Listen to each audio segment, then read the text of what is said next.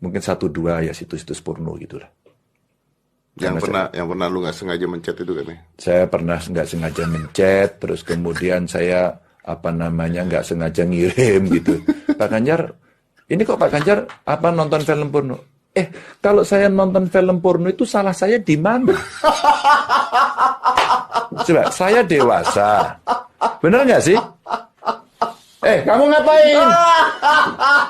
Kamu kencing belum lurus aja kok ikut angkat tangan. Nggak salah saya di mana kalau saya nonton gambar porno, film porno. Saya suka kok. Ya kan? Dan kita membawa yang namanya perubahan itu, kalau saya sering sampaikan, berurutan. Bahwa gagasan, ada narasinya, berwujud karya.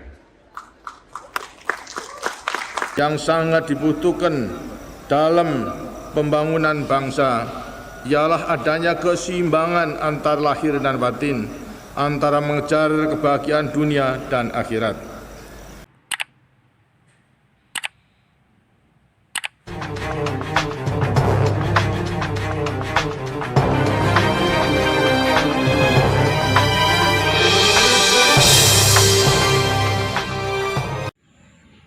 Assalamualaikum warahmatullahi wabarakatuh.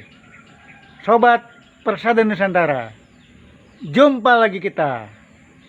Alhamdulillah, di hari yang cerah dan bahagia ini, tentu saja kita menginginkan hal-hal yang terbaik bagi kelangsungan bangsa Indonesia.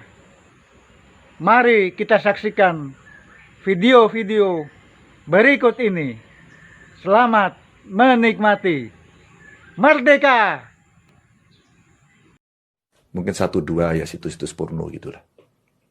Yang pernah lu nggak sengaja mencet itu kan ya? Saya pernah nggak sengaja mencet, terus kemudian saya nggak sengaja ngirim gitu. Pak Ganjar, ini kok Pak Ganjar nonton film porno? Kalau saya nonton film porno itu salah saya di mana? Coba, saya dewasa. Bener nggak sih? Kamu ngapain? Kamu kencing belum lurus aja kok ikut angkat tangan. Nggak salah saya di mana kalau saya nonton gambar porno, film porno. Saya suka kok. Ya kan? Dan kita membawa yang namanya perubahan itu, kalau saya sering sampaikan, berurutan. Bahwa gagasan, ada narasinya, berwujud karya.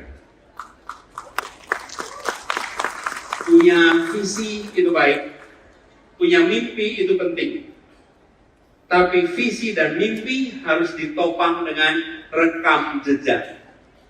Kalau visi dan mimpi tidak ditopang dengan rekam jejak, maka dia akan berujung pada kekecewaan karena dia tidak menjadi karya yang bisa disaksikan dampaknya.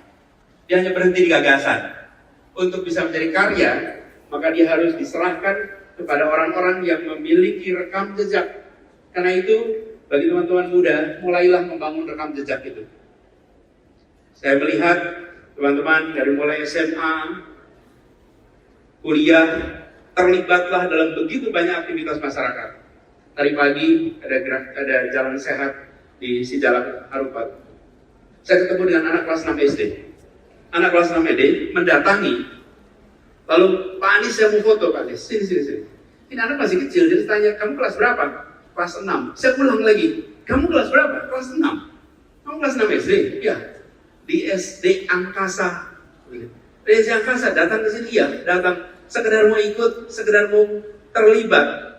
Teman-teman, ini potensi-potensi anak muda yang memilih turun tangan di hari Minggu, bukan menonton main game di rumah, terlibat langsung. Dan Nasdem Youth Festival hari ini ada segala macam potensi kegiatan di hari Minggu, dan Anda memilih untuk datang ke tempat ini. Ini adalah orang-orang yang peduli tentang Indonesia ke depan. Memilih turun tangan. Tidak bisa jalan sendirian. Anda memilih untuk memikirkan, Anda memilih untuk menempatkan muda, masa depan, perubahan sebagai satu kesatuan.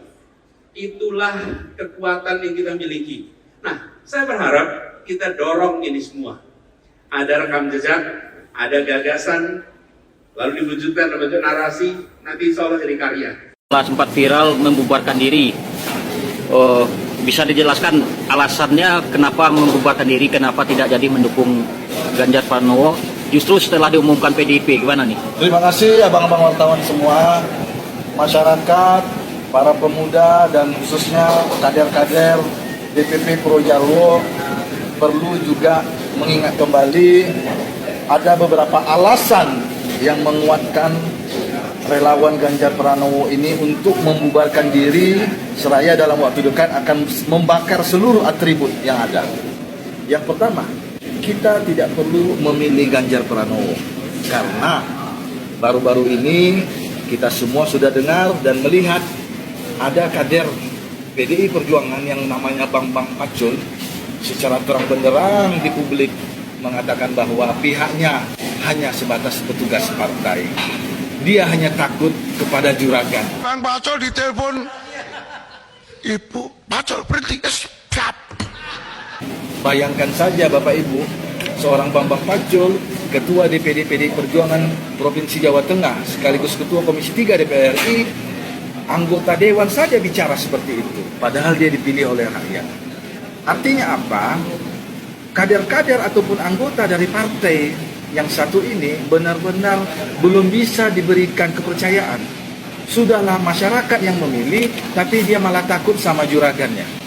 Tapi dia malah takut sama pemilik partai, petugas partai. Dan dia mengklaim sebagai petugas partai. Ya, jadi permintaan jenengan langsung saya jawab. Bambang Pacul siap kalau diperintah. Mana perintah berani, Pak? Yang kedua, Ganjar Pranowo ini dari segi jejak rekam, sewaktu jadi anggota DPR RI, dia tersandung oleh beberapa skandal tindak pidana korupsi. Salah satunya kasus yang menyangkut IKTP, korupsi, mega korupsi. Hampir 2 triliun, bahkan 5 triliun negara dirugikan. Sampai hari ini, fakta persidangan yang sempat menyebutkan namanya belum juga jelas. Titik temu. Yang kedua, sebagaimana yang kami sampaikan kemarin bahwa Provinsi Jawa Tengah masuk 10 besar daerah wilayah yang kategori miskin. Artinya dari segi kepemimpinan sebagai gubernur saja beliau belum berhasil. Yang ketiga, Ganjar Pranowo ini jelas-jelas politikus 100%. Dia petugas partai, dalam beberapa kesempatan dia mengakui ini tidak pantas. Masyarakat harus tahu, sedangkan Presiden Jokowi saja dia tidak sepolitisi, tidak sekental Ganjar, belum berhasil membangun tatanan negaranya. Apalagi seorang Ganjar. Kami berharap tolong Pak Ganjar, Anda tetaplah menjadi gubernur Jawa Tengah, karena masyarakat Jawa Tengah masih mengharapkan Anda untuk memperbaiki periode kedua. Demikian juga untuk calon-calon yang lain, kami berharap DPP Pro Jarwo juga banyak masuk info, pertanyaan, kemana arahnya antara Prabowo Subianto dengan Anies Rashid Baswedan. Kalau ndak mau jadi petugas partai, saya tidak ngomongi lagi anggota partai, petugas partai, artinya yang diberi tugas oleh partai, out, begitu aja, mundur. Ya harus nurut, harus tegak lurus. Petugas partai itu Pak, untuk yang tidak harus, petugas partai harus nurut semuanya.